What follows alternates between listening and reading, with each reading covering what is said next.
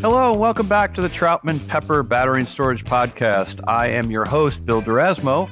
With me today is Jason Burwen, the Vice President of Policy and Strategy at GridStor. Welcome to the program, Jason. Great to be here with you, Bill. Well, great to have you on today. Before coming to GridStor in 2023, you had senior positions, including at one point acting as interim CEO of the U.S. Energy Storage Association, which of course merged into the American Clean Power Association. You've had several positions before those, but why don't I give you a chance to introduce yourself and let us know how your career journey led you to GridStor and your current position? Sure thing, Bill. So I've been in energy policy spaces really for close to the last 15 years.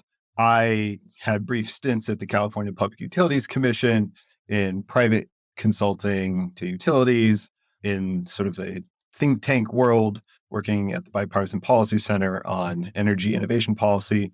It was really in 2015 that I jumped over into the energy storage industry, became the first policy director full-time for the Energy Storage Association, which at that point I was employee number 2. But I could see that the energy storage industry in the United States was a very exciting industry with an enormous growth potential and a very clear path for how to get there from a policy and regulatory standpoint, which is what motivated me to go to the trade association side and support the industry. And I feel like I was right, because look at us today. We are now the second biggest industry in annual megawatts installed or planning to be installed, which if you told me that in 2015, I would have said, really? We get there? That's great. But it's true. The Energy Information Administration projects that this year, more megawatts of battery storage will be installed on power grids across the U.S. than wind and natural gas combined. It's really exciting. And the reason why I am in GridStor right now is, of course, that after working for nearly a decade to advance the industry and, of course, the passage of the Inflation Reduction Act, it seemed like it was just a very exciting time to get into the actual work developing and operating battery energy storage assets. And so I was drawn to GridStor, which I can tell you a little bit more about, as a really exciting place to do that work. And where's the center of gravity for GridStor? Where are your projects? Where are you looking to develop in terms of region? Yeah. So GridStor, so first I should just say that we are a developer and independent power producer of battery energy storage facilities, standalone battery storage specifically. And we both build our own projects from start to finish as greenfield and also acquire projects midway through development. We actually have a big acquisition we just announced today of a 450 megawatt position in Texas. Our mandate is to develop across North America.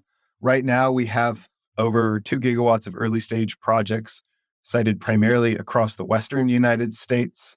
Our first operational project, Goleta Energy Storage, a 60 megawatt, 160 megawatt hour battery facility in Southern California, went online in December of 2023. And so we are also now operating our first asset. Fantastic. So you're active in California then? Yes, we have a number of different projects in various stages of development across primarily Southern California. Okay. And primarily in Southern California. And so that would mean the Cal ISO market. And, maybe we could get into that a little bit. What are the hot issues in the Cal ISO market that come to mind that might be affecting GridStor or energy storage developers, operators, et cetera? Sure thing. I think that probably the most significant thing that we as a company are facing is the interconnection process reforms that are currently being developed at the California ISO. There's, of course, Order 2023 compliance. FERC's order that was issued last year is going to, of course, require the California ISO to make certain reforms, such as requiring site control at the time of an interconnection request, something that California does not require. It allows deposit in lieu, which has made that market a little different than some other markets. But also, the California ISO is presently in the process of finalizing a set of additional reforms beyond Order 2023 to its interconnection process. And they're very significant. And I say that for a couple of reasons. The first is that this is obviously an issue facing most or all markets, right? There is an enormous amount of companies that are making interconnection requests across the country. It is an unprecedented amount of supply being offered, and there's just not enough transmission infrastructure to accommodate it all. That's just a straight mismatch in supply and demand that necessarily creates pressures to figure out how to distribute a scarce resource. But secondarily, this interconnection dilemma really kind of is pushing grid operators to go one of two routes, either because it's going so slowly to get new things online because this process is bogging down. There's a sort of, by necessity, having to keep older, usually fossil generation around longer than it might have otherwise been planned to in order to make room and time for this slow interconnection process to proceed. Or on the flip side, there's a need to cut through things more quickly to get all the new resources online more expeditiously. And to do so is effectively more of a central planning approach than has traditionally been the role of independent system operators and regional transmission organizations whose are founded on the premise of open access. And that's what I think we're seeing in California ISOs. We need to just move things through sort of more of a planned process. And that is the other way we're seeing the interconnection dilemma be dealt with. And so that is a really significant change in the nature of wholesale markets and market entry. And the reason why we're paying attention in California, not just because of our own projects that are being, of course, affected here, but one, California is the first and leading place in the world that's planning to make clean energy transition on a backbone of battery storage, right? That is the main reliability resource in all of the system planning. And second, because this is sort of something that is going sooner than a lot of other places and could create precedents for the rest of the country. A lot of significant statements in there. Earlier, you had said that just nationally, the Energy Information Administration, so there's going to be more megawatts installed for storage than wind and natural gas combined. But then jumping specifically to California, you just said that storage is the reliability resource, and we're going to try to maintain reliability as we move into this new energy paradigm where we have less and less dispatchable resources, but we're going to rely on a battery energy storage to maintain reliability and balance the system, et cetera. So hugely important as to how this works out in California.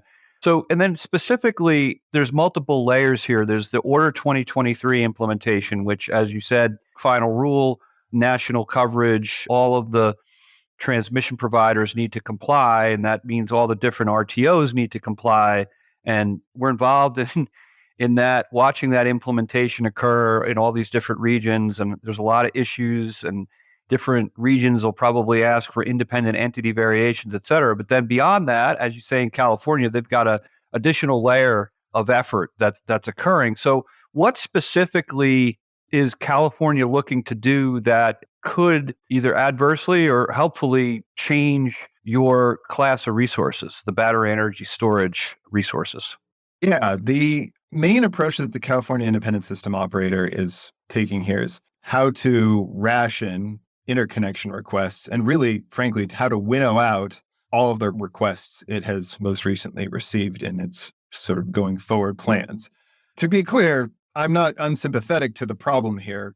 I think the ISO reported that it had something like over 500 interconnection requests totaling something like 370 gigawatts of resources on a 50 gigawatt peaking system. Like you're not going to study all of that because that doesn't make any sense. The results of such study would be absolutely meaningless, right? Right. And so the argument there is, well, we can't clearly take all of this. And so we need to be discriminating in some way about what we are actually going to study.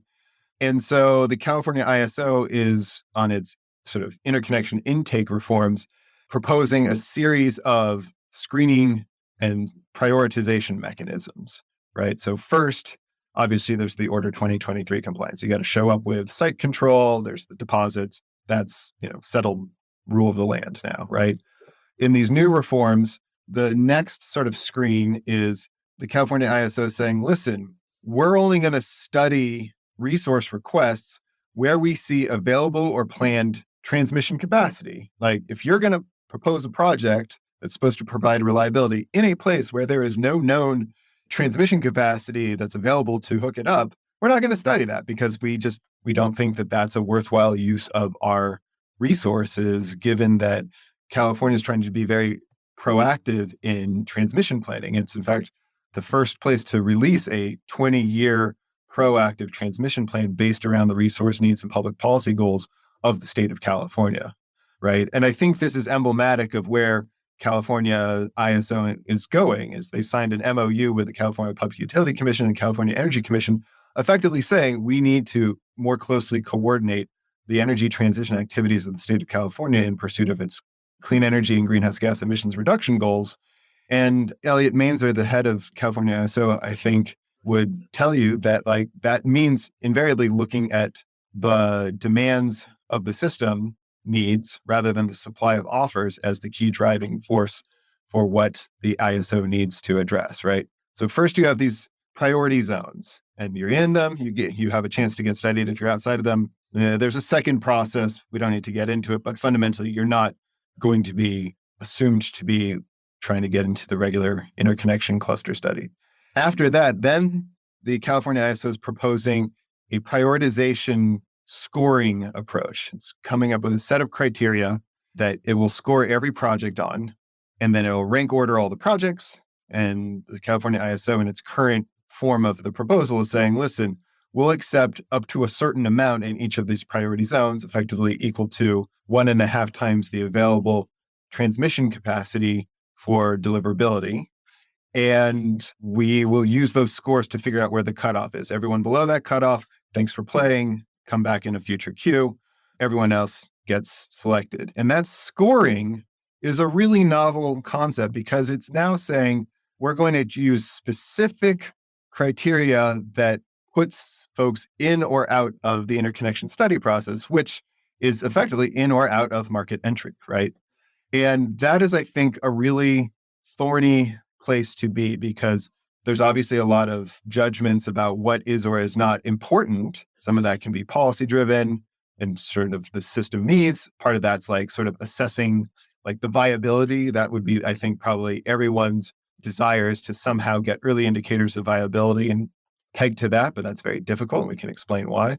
And in the third instance, not just system need and project viability, but in the third instance, some of the criteria are giving preferences to the load-serving entities of California to pick and choose the projects they prefer that are being offered for internet connection request and sort of put the thumb on the scale of those resources and say, we like these, we don't necessarily like those.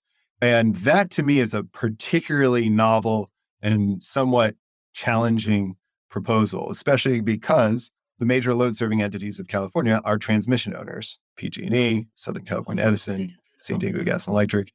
And when you put transmission owners in a position to choose which resources will be studied for addition to their transmission systems, I think we are fundamentally running up against the principle of open access and that FERC has laid out in Orders 888 and 2003, and frankly is the foundation for wholesale electricity markets. The idea that you would have at least low barriers to entry is necessary in order to make sure that there's actual competition in electricity markets. Well, and if you go back to the foundational orders that established ISOs and RTOs, you go back to the sort of independence principle.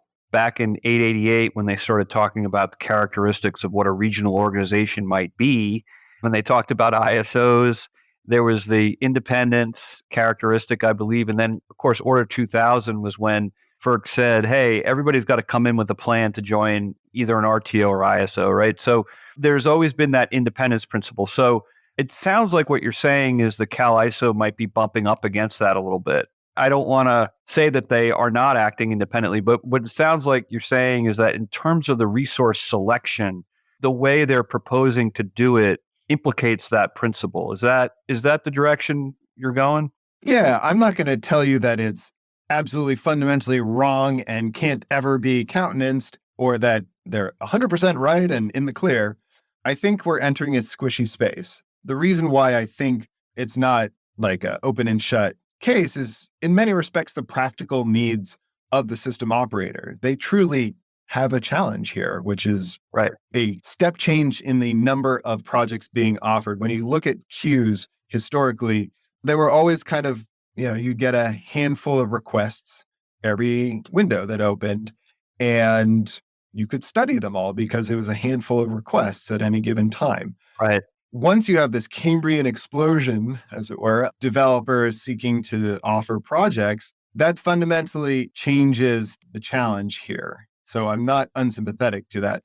But I do think it's very important that you can't throw the baby out with the bathwater when you start to say we're going to ration, because that is actually really important for a variety of reasons. One is, as I mentioned, that's just the nature of how markets work. If you don't have low barriers to entry, you don't have a market, because then you're effectively creating a shadow rent for incumbency. But secondarily, we do want to make sure that there is a degree of agnosticism amongst transmission owners for what's being put on their systems. And we want to make sure that the ISO is, if not a quote unquote fair arbiter, is very transparent about how the decisions are made. And I think in both of those instances, the ISO's proposal right now is problematic. Sounds like a very command and control approach. And like you say, the market should be somewhat agnostic. I mean, in other words, the way it might translate is if somebody proposes a project and they do everything that they're supposed to do in terms of the process to get that project studied, and it spits out a result that says, well, you're going to need $1 gazillion in upgrade costs, and the project developer says, fine, I'll pay it, then that should be the solution. I mean, I hate to say it, and that it's a very quick and dirty example, but what it sounds like is the Cal ISO is just saying, we're just not going to study that because it's not realistic that it's ever going to get developed.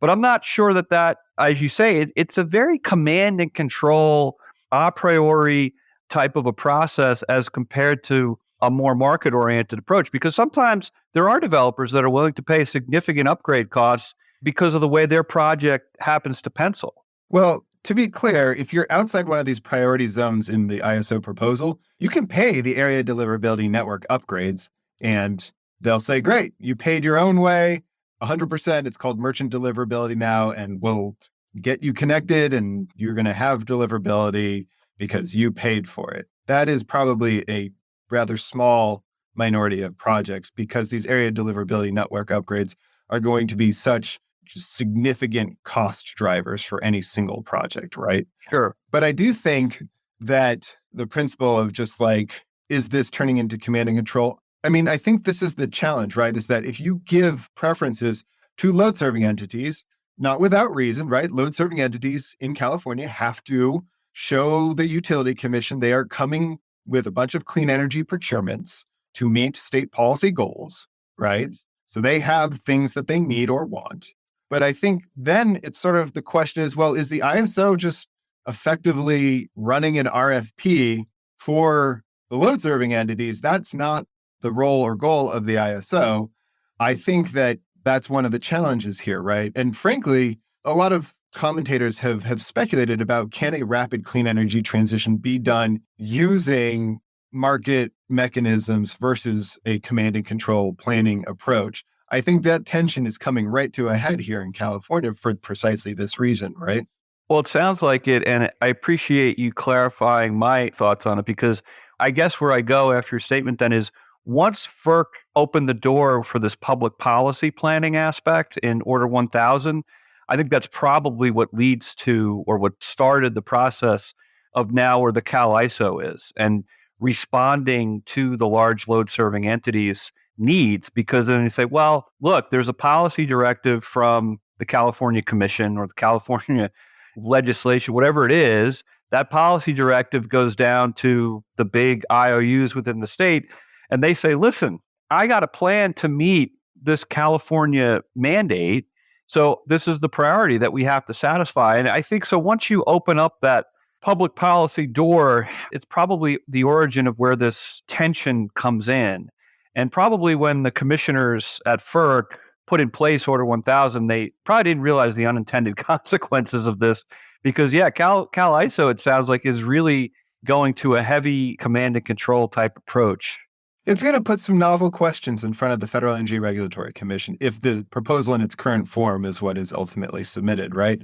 I think that we've seen recent work from the Federal Energy Regulatory Commission that clearly has green-lighted some amount of preferencing in the interconnection process. I think surplus interconnection service from Order 845, there was an argument that that was queue jumping, but FERC said this is not queue jumping because we're not changing the injection and withdrawals at that point of interconnection. We're just allowing a second resource to be at the same point of interconnection and share, basically, right?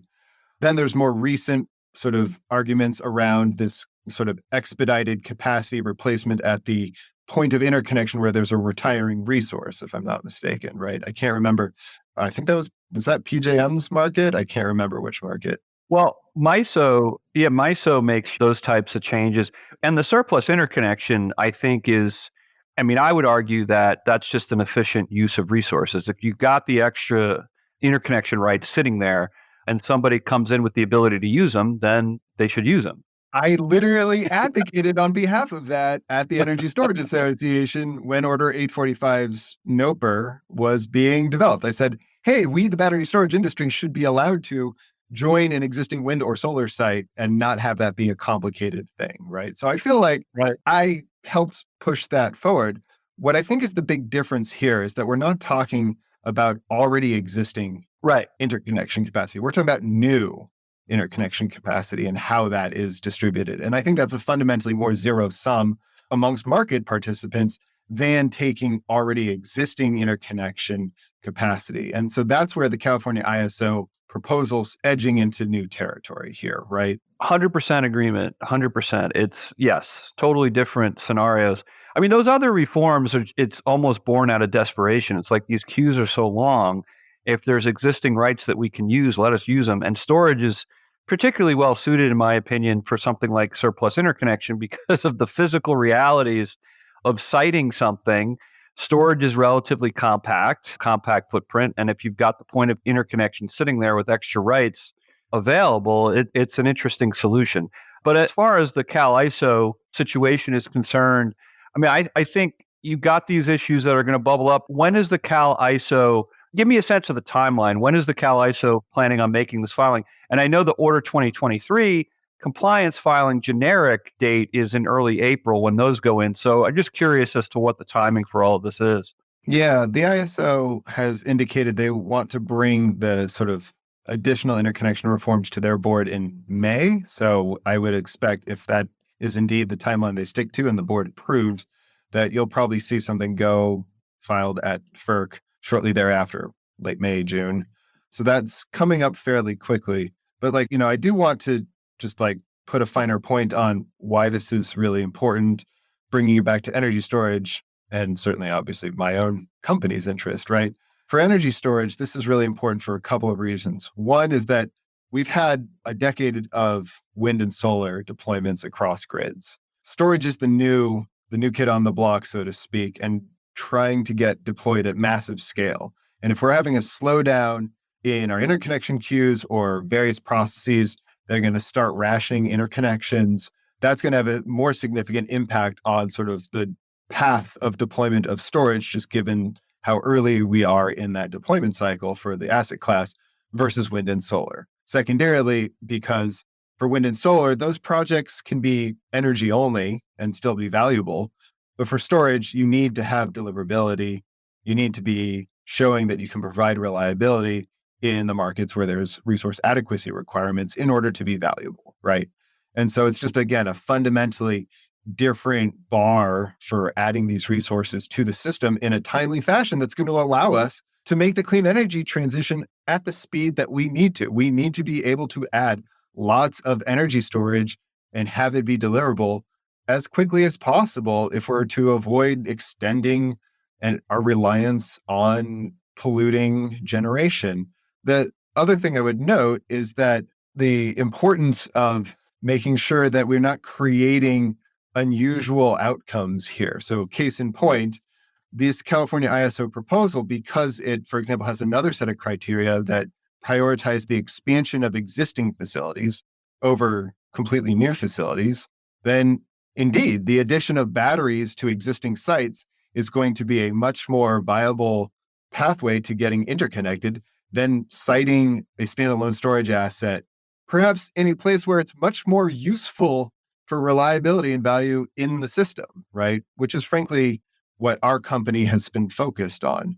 GridStor is really focused on standalone, not co-located storage.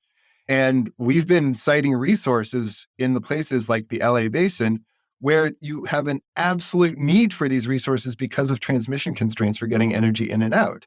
But from an interconnection standpoint now, these are going to be deprioritized. And I think that that's unfortunate because I don't know that a system planner in California would tell you that those resources are less valuable or less important than adding a battery out at the edge of the system co-located with a wind or solar facility. Well, that's amazing to me because that's so counterintuitive and so opposite of what we learned planning was about. Because if you're going to cite something behind a constraint in sort of planning lingo or econ lingo, if it's behind the constraint, it should get prioritized, not deprioritized, right? If you're in a load pocket or you're relieving a constraint, you would think that those projects would be prioritized. So yeah, I just think it goes opposite from everything that we've been trying to do over the last 20 years or so with LMP style pricing and Bill Hogan and all that. It just kind of goes out the window, which is odd to me. But in any event, it sounds like we've got Order 2023 reforms. We've got these additional reforms in the sort of May to June of 2024 timeframe for California. A lot of important issues for storage developers to keep an eye on. If they want to get involved, Jason, how should they contact you or GridStor? Well, you can go to our website at www.gridstor, no E, GRIDSTOR.com. You can, of course, find me on LinkedIn. That's no trouble at all. And ultimately, this is in late innings in California ISO, and they've been running a fairly involved stakeholder process to try and get to this point. You can obviously join the California ISO stakeholder calls, but I think that if your audience can take away one thing, it's to start watching when this comes across the transom at FERC, because I do think this is going to raise, again, novel issues around interconnection market entry. And the impact of this proposal and its disposition at FERC is going to have pretty significant repercussions on the development pathways of various clean energy resources, at least in California. We will admonish our audience to do that and keep an eye on these developments. Get in touch with Jason. Go follow GridStor. A lot of exciting developments coming up. There's also another thing that I think folks should be aware of, which is we're talking about interconnection reforms at the intake side in California, but there's also the length of time it takes to complete network upgrades for interconnecting resources. A lot of developers are being told to wait 6, 7, 8 years for their projects to be able to come online. And that's going to be incredibly challenging for California to meet its clean energy transition goals. We at GridStor and a number of other developers in this space, I think, are trying to come up with concepts for how we can speed up the back end of this process. Because if you're going to put all these new requirements and screens in for the intake, the back end should also get shorter. And I think it's important that we continue to pay attention to that part of the process as well. Well, and I think Order 2023 was certainly aimed at that, right? And you've got penalties for study delays, things like that. Order 2023 only covers everything up to the signing of an interconnection agreement. Everything after that, the post-IA phase, Order 2023 doesn't touch, right? And that's the phase that's frankly scaring a lot more developers, because it's one thing to be told, yeah, wait 2 or 3 years. It's another to be told, wait 8 years. Fair enough. Okay, well, we're going to need more work on that back end issue. Well, we appreciate you being on today. Unfortunately, I think we got to wrap up, but I really enjoyed the conversation. I learned a lot about what's going on in California, and I'll give you the last word. Oh, thank you, Bill. Great to be here. I think that if you're not following the energy storage sector, you oughta, because it's probably the most exciting place to be in clean energy transition, at least at the bulk scale system level. And it's going to be a bright future, even regardless of the hiccups along the way. I think that you're going to see just an enormous amount of enthusiasm from investors and developers to get storage built across the United States. Thank you so much. And till next time, we'll leave it there.